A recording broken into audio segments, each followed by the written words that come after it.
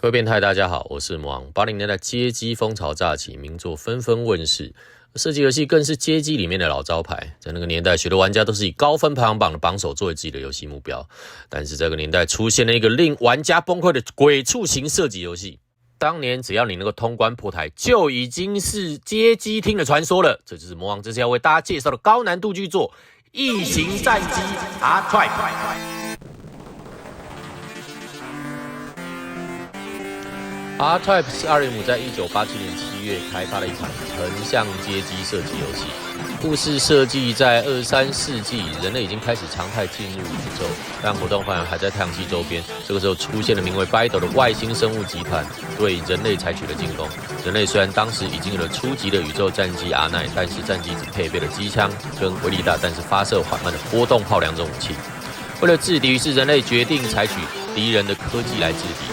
在跟外星生物 BIDO 交战的过程之中，取得了 BIDO 的生物物质，在培养研究之后发明了 FORCE 系统，也就是 R9 战机周围的核心球。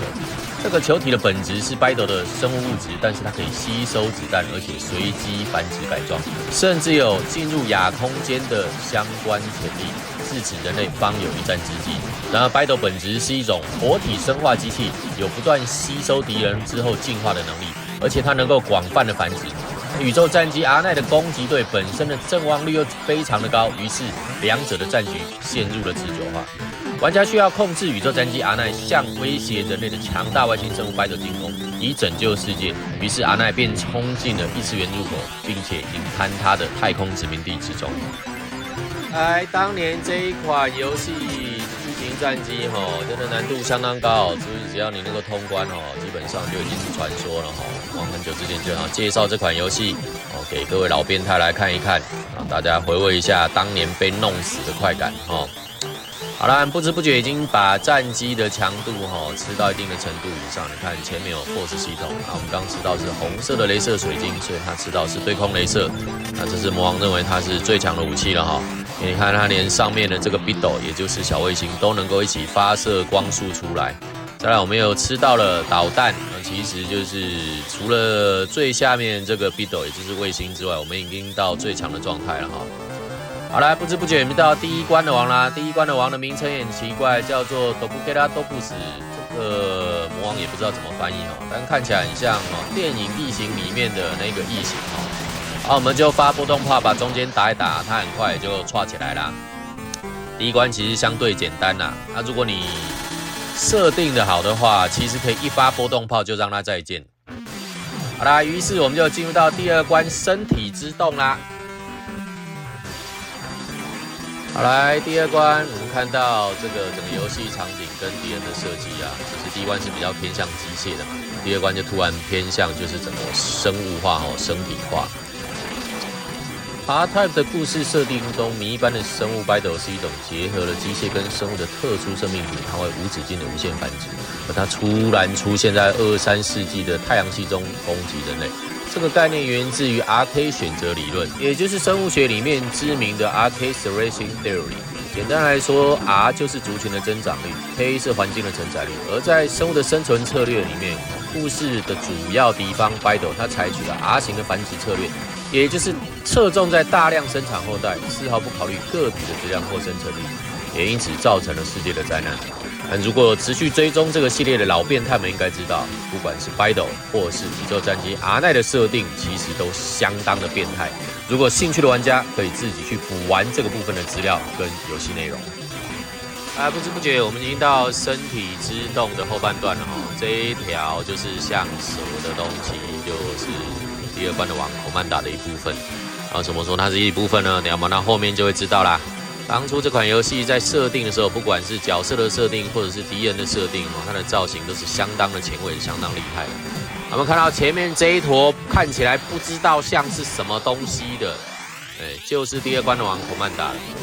你看到魔王那个时候当初看到哇，这感觉像是一头蛇，然后后来就是看久了之后，你知道人变态嘛，感觉有点像懒觉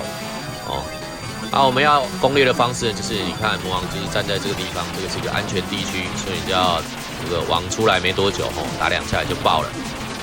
好啦，于是第二关也就很轻松的过啦。那接下来我们就要到第3关巨大战舰去啦。好来啊，Type 这个游戏它的特色就是第一关跟第二关你还可以就是依照你以前在玩射击游戏的直觉在玩，那从第三关开始它就变成什么？变成说你要稍微背一下各关要怎么过，也就是什么？也就是因为以前80年代很多游戏很讲究攻略的，也就是你不用一定的方式玩的话，那么这个游戏就变得很难过了。那这一关我们主要在打的就是巨大战舰。这个巨大战舰它的名称也很奇怪，叫 Green Inferno， 这没有拿到翻译，是绿色的地狱吗？还是什么小啊？魔王也不知道怎么讲。好啦，总之这一边在玩的时候，就是要稍微背一下，应该各个区域应该要怎么过。这个时候好好的利用武器系统就变得很重要啦。那我们就来介绍一下这款游戏的游戏特色。玩家操纵的阿奈战机，它的特色除了战机本身连射的机枪之外，还有就是波动炮啦。玩家只要长按射击键之后松开，发出的波动炮破坏力大约是普通子弹的2到16倍，它可以穿透一些耐久度比较强的敌人。另外就是 Force 系统啦，玩家主要在操纵阿奈，就是要借助基底前方的 Force 系统切换多种攻击模式，并且阻挡敌人的攻击。所以如何操纵 Force 系统的核心，就是本游戏的重点。好啦，我们现在就是要打这个巨大战舰的那个核心哦，那核心就是那个眼睛哦，我们发个波动炮，它这样就串起来了。而这款游戏相当重要的就是怎么操纵这个 Force 的核心系统，也就是你必须要把主要的那个战斗核心啊，有的时候要放在战斗机的前面，有的时候要放到战斗机的后面，然后就灵活应用才能够过关。好来，接下来我们就到第4关前线基地啦。这一边就是如果你要玩的话，你要更能够灵活的操纵，就是这个 Force 系统。有的时候要把卫星往前移，核心往前移；有的时候要把核心往后移。的概念就是这个样子。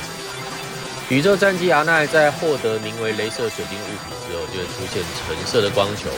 每次升级之后，都会附有机械操纵爪，它是一种攻防兼备的武器。而这个橙色光球，也就是 Force 系统啊，它对于敌人的子弹有着完全无敌的判断防御，而且能够直接跟敌机接触造成伤害。游戏里面的雷射水晶一共有3种类型。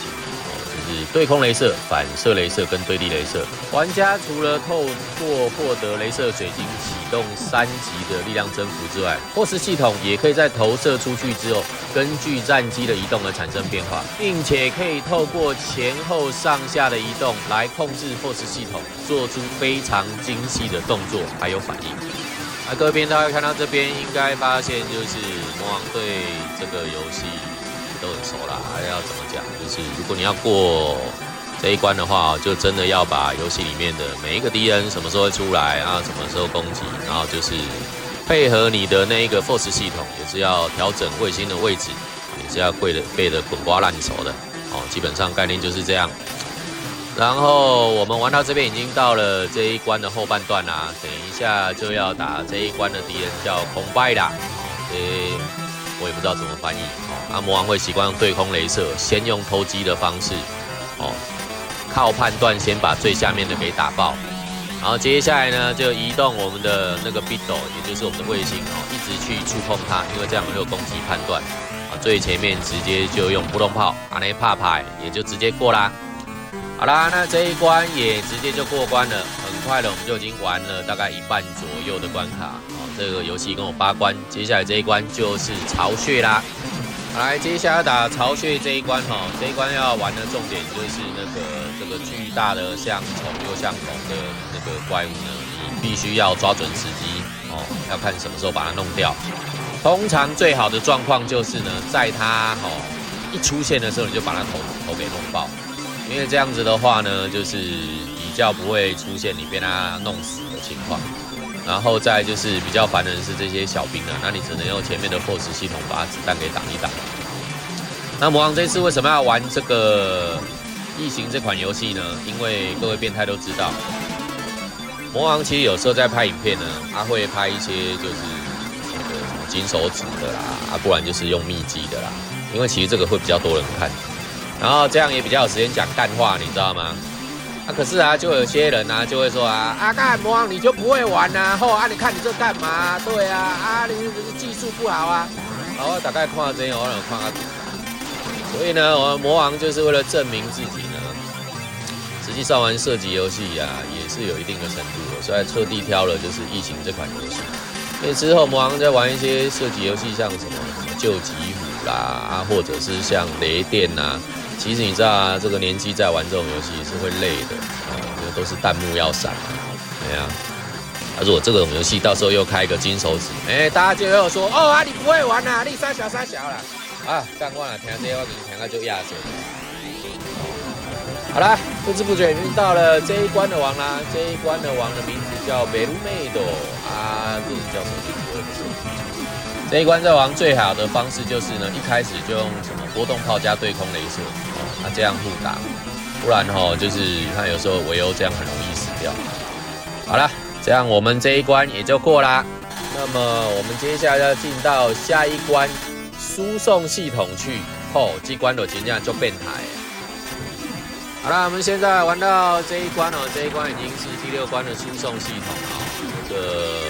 已经到游戏的后半段了。这一关在过的时候，就必须要把整个游戏的地图啦、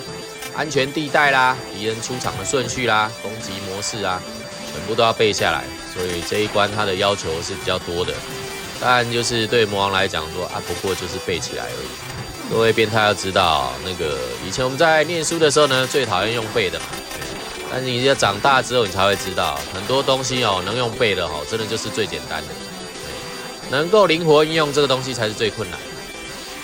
好啦，那特别一提的就是魔王3在玩这一关就是输送地带的时候呢，就是这个输送系统啊。我在用的就是模拟器在玩嘛，就是用手把在玩，用十字键在操控。那我发现呢，以前在街机厅在玩的时候用的都是摇杆，我发现用手把在控制还是比较好玩，也比较简单，难度相对变低了。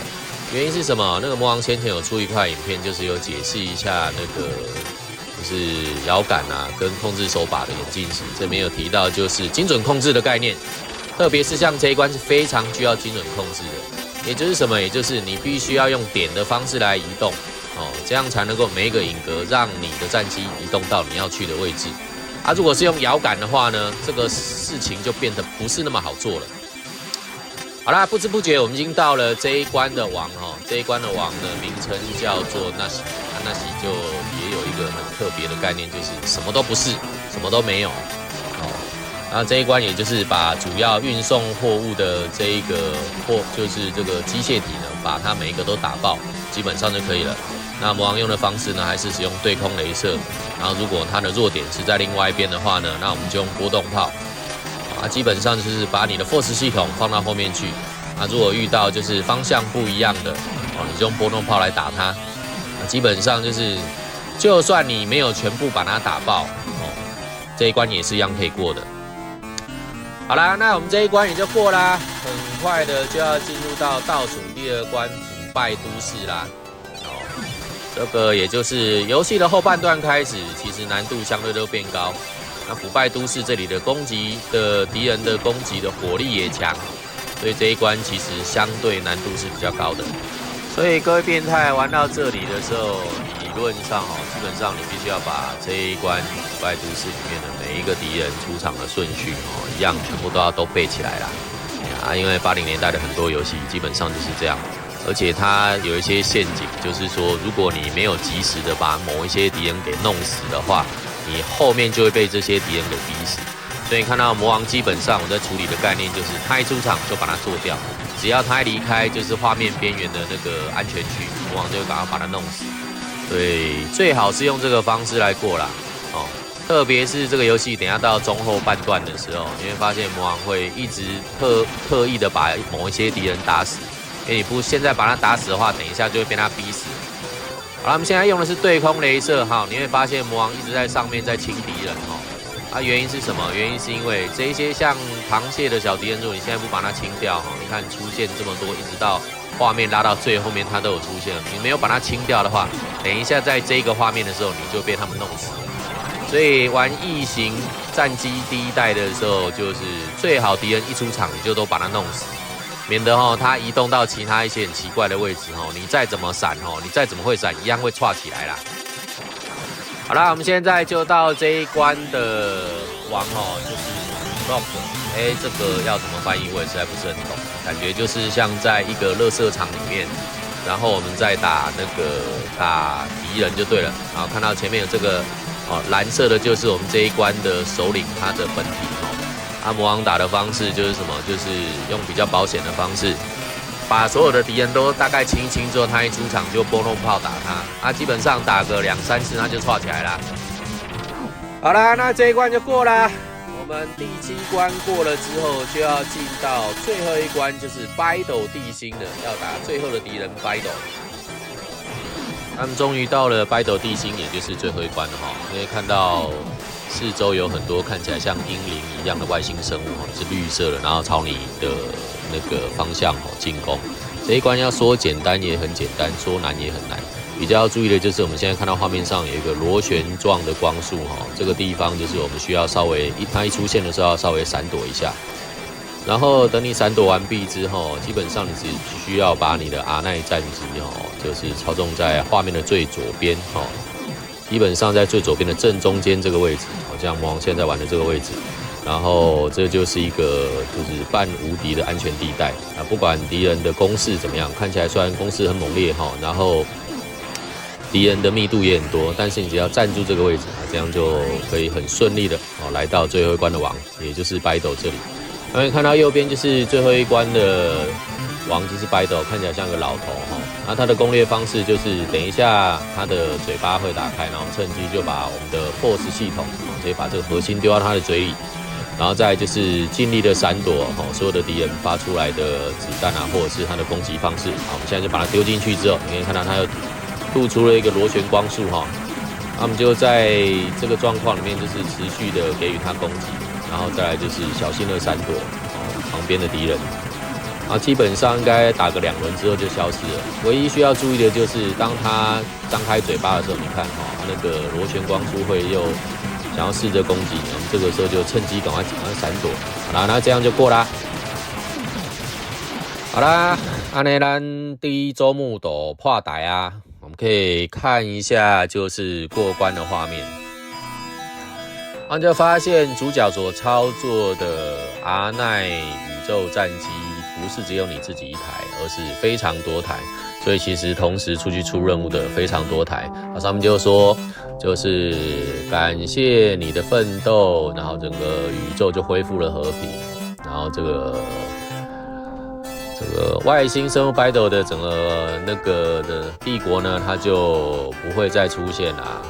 就说请你再好好的享受一下，这是第2周目看 Enjoy the bronze game again， 就是2周目要再玩啦再玩才能够破台啦。那因为时间的关系的话，就是魔王等一下就会快转第2周目会用就是很快速的方式快的跑完魔王先说就是2周目的难度现在是1周目的大概是将近3倍左右的难度，因为敌人的密度啦，还有就是子弹的数量其实就是比第1周目还要难很多至于有多难呢，我们都会去体会一下。来看我们的第2周目也就直接破台啦，很快的就到第2周目的就是通关跟破台画面啦。那我们在这里就会看到其实2周目玩完之后，它的通关画面跟1周目没有差很多，一样就是有非常多的阿奈战机他还说就感谢你的奋斗啦，整个宇宙恢复了和平那这个北斗帝国它就消失啦你的大名就会永远的被这个宇宙所铭刻，而且被记住非常感谢你大概状况就是像这样2周目的破台画面破关通关画面差别只在于最后会出现一个 Game Over 的字样，所以你看到这个 Game Over 字样安内咱就破台啊。异形战机 R-Type 当年就是以极高的难度在玩家之间著称，相信当年有很多老变态都没有办法通关或是破台。各位要知道，像魔王基罗这么老的老变态哈控玩家，对于这种异形战机还行魔界纯基罗游戏东西轻轻猜在几下破台。我知道这个游戏影片出了之后，还是有很多人在下面靠北说：“干爹你不会玩了，你技术不好了，你应该怎样的。”拜托，请你自己拍片出来，让大家看看你多厉害，好不好？好啦，就为这个介绍到这边啦，下次有机会帮大家介绍一些有趣的怀旧影片。我是魔王，一个外表跟内心一样变态的中年阿伯，我们下次见。